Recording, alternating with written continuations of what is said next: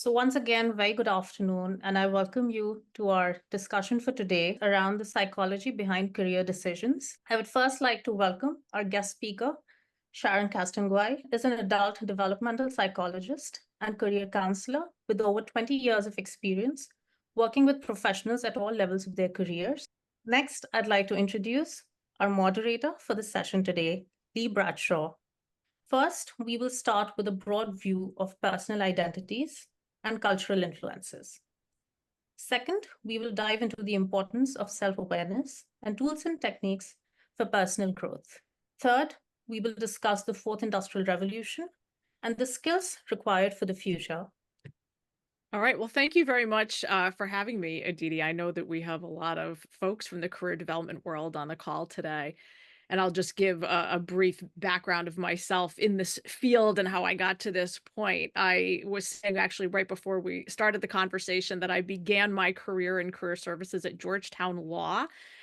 I went from there to working with business students at Boston University, taught a career development class to MBAs, and was there during the whole dot-com rise and fall, which got me really interested in resilience. And now I manage a team of 16 here at Wesleyan for an undergraduate population of about 3,200.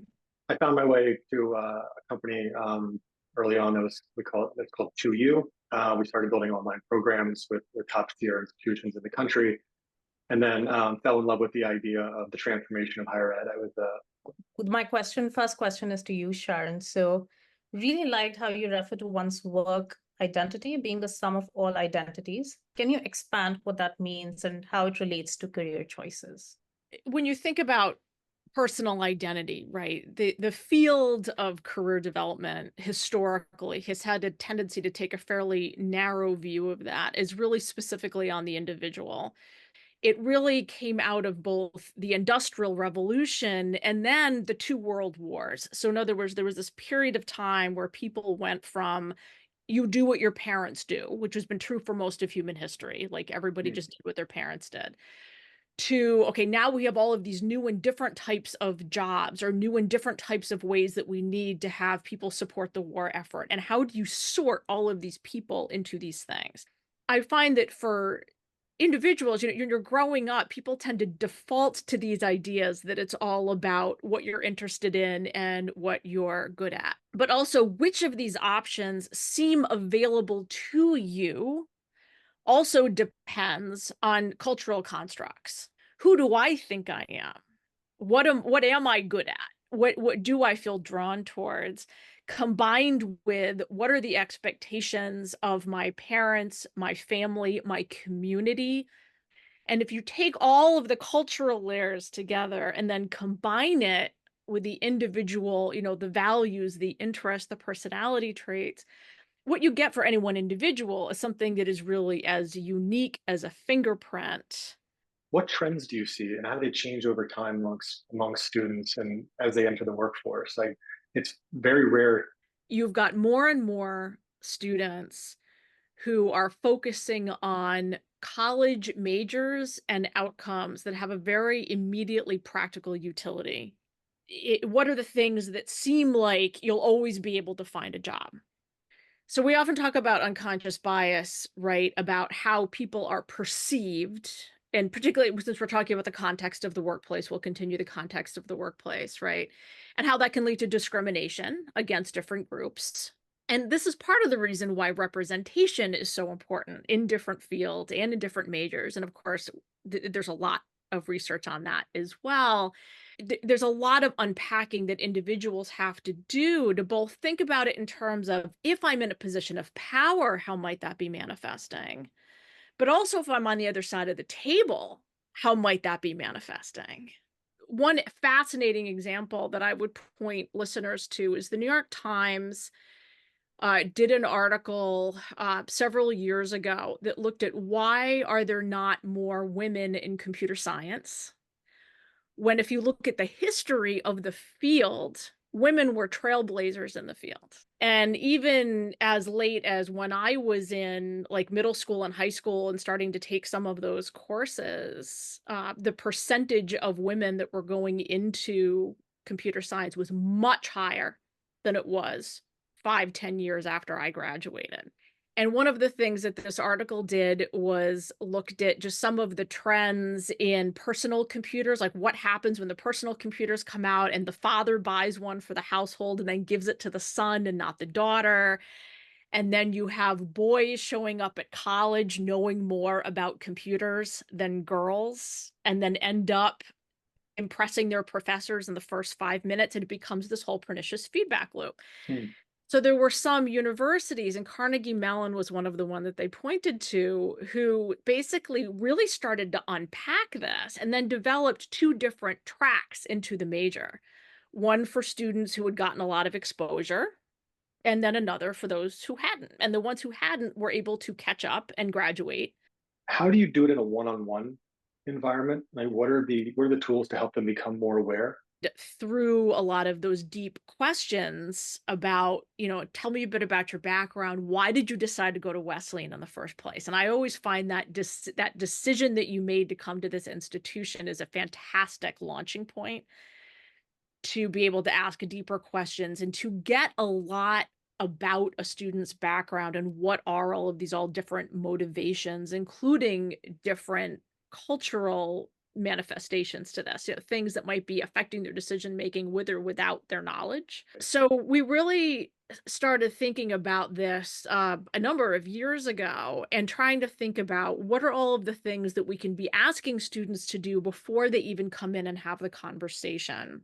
And sort of taking a lot of these exercises and questions that you might be slowly unpacking in an advising session and putting it out there in a course form that isn't a career class, in the sense that I don't try to pack in how do you write a resume and how do you go on a job interview. And frankly, in our field, that's the kind of stuff that AI is taking over fairly rapidly.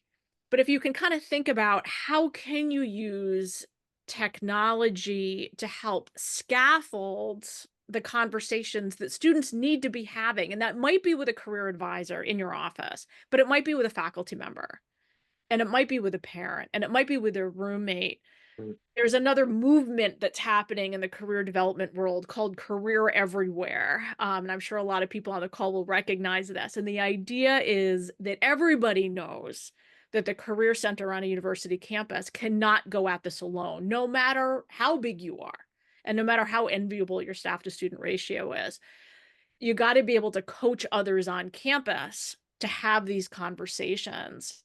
But I'm curious what you've seen from your center. Like, how do you all help influence programs or curriculum from the center, from the heart of the campus with the students, and how can that work across different campuses? Yeah, I mean, I will say that on a pure liberal arts campus, one of the things that I think that we struggle with on liberal arts campuses is that our curriculum is never going to reflect what employers are after. So if I go back, 30, 40 years, and you looked at even the most prestigious employers that had more technical roles to put into play, the idea was, okay, well, we're going to recruit from universities. We're just going to assume that if you have a college degree, you're really smart. And then we're going to go ahead and train you in the things that we need you to do. And then we're going to groom you into management positions. And it's going to be like a long-term relationship. The whole social contract went away, throughout the 70s and 80s. That idea of staying at one employer forever, gone. So then you have the organization saying, well, does it really make sense for us to be spending all this time and money on people who aren't going to stay? Okay, well, they're not going to stay because you're not making them any promises about their longevity. Right? Right. Uh, but then now it becomes more incumbent upon the universities to guess at what employers really need. So now you have this complete disconnect with the employers saying, well, we don't have time to train. We need people who can hit the ground running. Oh, and by the way, the jobs are changing approximately every 10 minutes. Yes, there are some great models, particularly on the local level, where you can have Right. institutions working closely with local employers on skills they need, particularly if it's shorter term programs and more of an apprenticeship model, things like that. We're more distant from that. I'm thinking more of, you have Fortune 500 companies that are trying to figure out, how are we going to build our ranks and how are we going to get really well-educated students who have the skills that we need? And, where I think the pushback needs to be is on what those skills are. Because if we're talking about literally nobody knows what the jobs of the future are going to be. But we also know, and World Economic Forum has a lot of good stuff on this. Like they go out and talk to CEOs, people who are running these big companies. Well, what do you really need? What do you really want? It's all what we think of as soft skills. I need people who can manage teams, who can collaborate, who can think creatively. And that is what a more non-technical education or a technical education that's really scaffolded by courses in the humanities, in the arts. It's really not about the major, it's about the breadth of the education. But what we need are broadly educated workers who are so flexible and so adaptable and not just tied to very technical, narrow skill sets that they can just learn quickly. I think that's really where the disconnect is. And I think any curriculum that teaches students how to learn new things quickly and how to take in large amounts of information, be able to pick out the information that's good and bad is a huge skill that's important right now. Be able to read across disciplines and be able to make the connections that others might not be making. I mean, those are the skills that are going to get students jobs. And it's frankly why at a school like Wesleyan, we don't have a big problem with our outcomes because employers know that that's what we're training students to do. And it's really irrelevant whether they're an English major or a computer science major. And since it's, my career closet brought us here, I'll have to ask. So how do professional outfits or a lack thereof, how does that impact a student's confidence when they're interviewing, when they're going to work eventually, when they're at like conferences and stuff? Like how do you see that play out? It's actually more important than I think people really think about too much in advance. And what I mean by that is it goes about when we were started this conversation around identity.